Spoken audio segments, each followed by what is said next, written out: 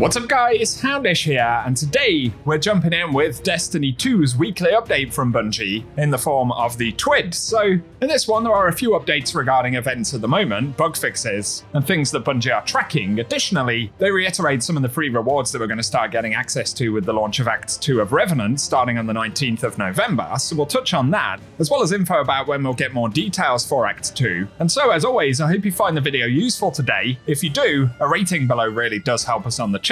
But now let's get into it. And firstly, an update for Festival of the Lost here, and Bungie say, Haunted Lost Sectors are now available in Fireteam Finder as intended, and players can locate this activity under Episodic, Events, and Festival of the Lost. So if you've been looking for matchmaking for that, it's finally working, which is cool. And of course now we have around about a week and a half to continue grinding Festival of the Lost, picking up class items, weapons, all of that good stuff. So it is a useful change. Otherwise though, if you notice, the Ether Siphon buff went away yesterday briefly. Bungie said that for testing purposes related to game crashes, they temporarily disabled the Ether Siphon buff, but it was only for an hour, and that was yesterday. So obviously Bungie think there is a connection, potentially, between some crashes and the activation of that buff. Otherwise, for the moment, we don't have additional info. But getting into the TWID stuff, firstly, Bungie do reiterate that starting November 19th up until December 3rd, the Vespers Host Dungeon will offer double drops for encounter and activity completion.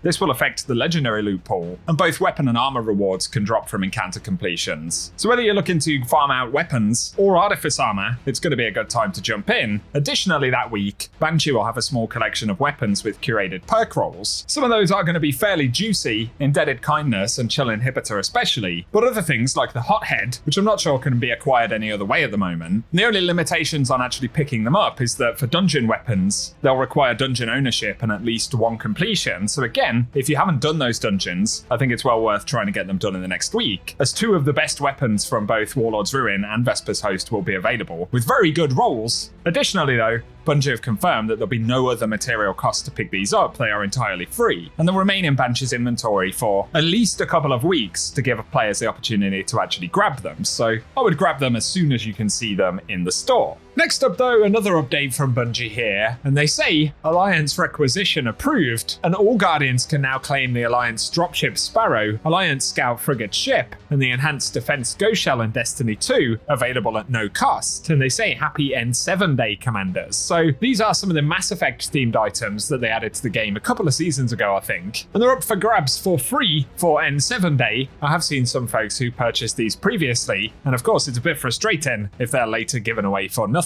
But for everyone else, I guess, there we go. And I think we can actually find these in the featured tab of the Eververse store. So go ahead and grab those if you want to.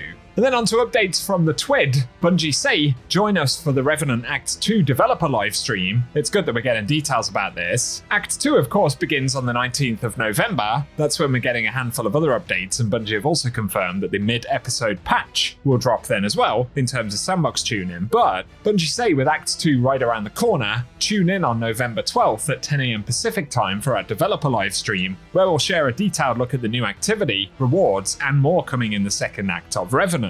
So that'll be next week on Tuesday, pretty much at the weekly reset time. They say they'll be streaming it on Twitch. And additionally, there'll be a new emblem that we can earn via Twitch drops. So viewers who watch at least 15 minutes of the live stream will earn the We Begin in the Stars emblem. And to get access to that, on top of watching 15 minutes, you will have to make sure that you've got your Twitch account linked to Bungie.net, otherwise that loot won't work correctly. Quite a nice looking emblem though. And in terms of what Bungie will show off, well, we've heard a little bit about something called Tomb of Elders, which is a reimagined activity for Revenant coming back from Destiny 1. It looks like this will be a fairly significant activity in terms of the variations in it. Data mines have suggested there will be a lot of bosses firstly, as well as a kind of challenge mode where rewards scale based on performance. In terms of whether Bungie are bringing back any Prison of Elders gear from Destiny 1 though, that isn't clear just yet. I wouldn't imagine it's necessarily the case. It'll probably be some of the weapons that drop with Act 2. There are at least a couple of themed Revenant weapons that we'll get. And otherwise, Bungie will probably look at things like the Season Pass ranks that we'll get, as well as new artifact mods, of course, as we'll see 5 of those introduced for Act 2 as well. So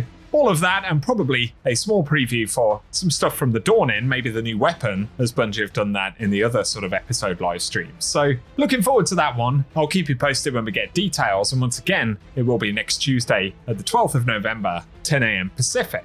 Before we get to Act 2 though, Bungie say the Grandmaster Nightfall catch-up node will go live next week. This is much earlier than what we saw with Echoes, but Bungie say with Revenant, we've been trying out offering previously time-gated weekly content all at once up front. It started with the story missions, and we're continuing that trend with the Grandmaster journey this episode. So for eager first-time conquerors, or veterans looking to gild their title for the 10th time, we're offering more flexibility on how quickly you can reach the goal. So starting November 19th, you'll be able to access all 9 of the Grandmaster Nightfalls for the episode in the Grandmaster Catchup node. That will include, of course, Nightfalls that haven't actually been released previously, at least in the rotation this episode. So kind of glad that Bungie are doing that, to be honest. It gives players more time, and again, less of a sense that we are just being gated out from being able to do this until a later point in the season, so probably going to be a popular move. And it reminds me as well, on the subject of Revenant content, when Act 2 does roll around, we'll get all of the story components for that on day 1, as opposed to it rolling out week over week. And it was certainly amusing just how quickly we managed to get through that story segment once Bungie had removed all of the steps to melee enemies in the face for 3 hours and things like that. So we're going to go again. I'm also curious to see whether the story and theme for Revenant becomes a bit more coherent with the next act. I guess we'll find out in a couple of weeks. Otherwise, for some extra quick updates, Bungie say last week they're investigating an issue where the focusing options for Festival of the Lost Weapons at Eva Levante featured older weapons and roles. This issue has now been resolved, so all festival weapon drops, including focused and decoding drops, will be the new 2024 weapons. They also link the patch notes with several bug fixes that they dropped on Tuesday, and otherwise for newly added known issues. Bungie highlight players are unable to access expert haunted sector options through Fireteam Finder, and also players are able to pick up a previous Solstice quest from Eva during Festival of the Lost. The Arcane Embrace shotgun curated role from Eva having Trench Barrel on it, which should not be an available perk for this weapon, so I'm not sure if that's a known issue, whether that means Bungie will change the role on that thing. We'll find out. Otherwise though, if players advance to the point where the Icebreaker catalyst is meant to drop before they own the weapon, the triumph for the catalyst will be auto-completed and the player will not be able to acquire the catalyst. So good heads up on that one. Otherwise, they're investigating issues where players are unable to craft tonics on specific characters, health not regenerating in Vanguard ops, encounter softlocks in Garden of Salvation, and guitar errors which are occurring at an elevated rate. So all of those are on the table for Bungie this week. And otherwise in the TWAB, Bungie highlight the recent Bungie Foundation Hurricane Relief campaign raised more than $375,000. So that's really cool. And additionally in the TWID, they highlight some of the spooky builds to haunted sectors with that the community have submitted over the past couple of weeks. So if you're curious to see those, as well as some of the fashion submissions that Guardians have made too, those are all in the TWID, which is linked below. But for today, guys, that's what we have to speak about. So as always, I hope the video has been useful. I'll keep you posted next week when we get details about Act 2, so keep it locked and loaded on the channel. If you enjoy the content, get subscribed and give us your thoughts on anything we've covered in the comment section. Otherwise though, cheers for watching, and I hope you guys have an awesome day.